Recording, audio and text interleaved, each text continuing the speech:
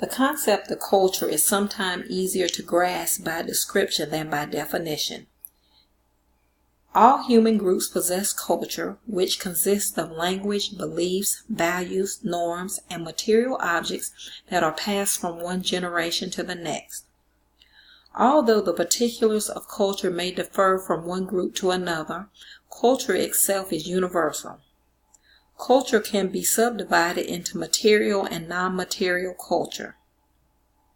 Material culture is things such as jewelry, art, buildings, weapons, machines, clothing, hairstyles, and so on, while non-material culture is a group's way of thinking and common patterns of behavior.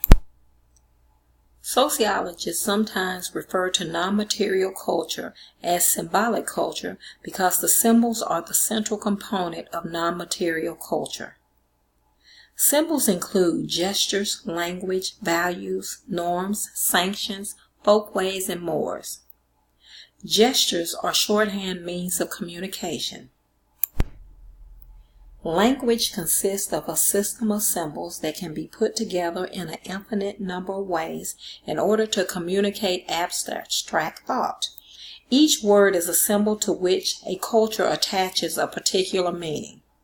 It is important because it is the primary means of communication between people. Culture includes values, norms, and sanctions.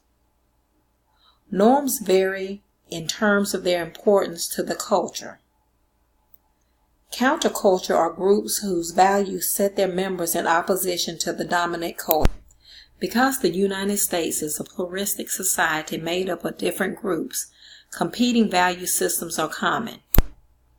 Values are not independent units. Value clusters are made up of related core values that come together to form a larger whole. Sometimes values conflict with each other.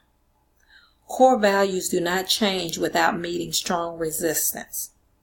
Values and their supporting beliefs may blind people to other social circumstances. Ideal culture refers to the ideal values of norms of a people.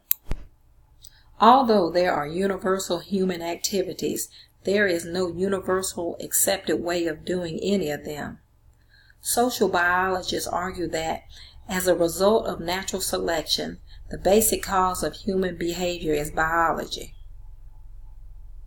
Central to a group's material culture is its technology.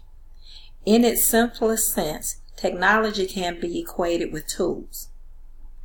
Not all parts of culture change at the same pace. Although for most human history, cultures have had little contact with each other, there has always been some contact with other groups, resulting in groups learning from one another.